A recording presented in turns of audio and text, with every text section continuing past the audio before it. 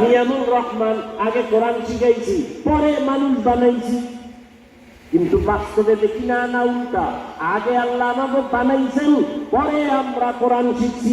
আল্লাহ কয় না, আগে কোরআন শিখাইছি পরে মানুষ বানাইছি। তাহলে বাস্তবে উল্টা হয়ে গেল না?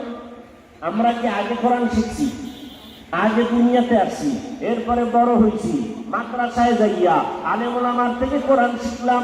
আল্লাহ কয় না, না, আমি আগে কোরআন শিখাইছি তারপরে মানুষ বানাইছি। ও আল্লাহ, উল্টা বললেন কেন?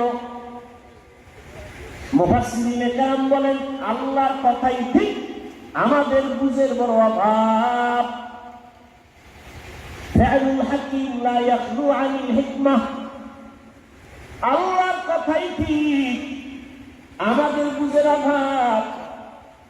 মুফাসসিরিনে কেরাম জবাব দিয়া বলেন, আল্লাহ যে বলছেন আমি আগে কোরআন শিখাইছি পরে মানুষ বানাইছি, এই মানুষ, এই আমরা মানুষ না, এই সব মানুষ না। এখানে আল্লাহ মানুষ বানাইছেন কোরআন শিখাইয়া।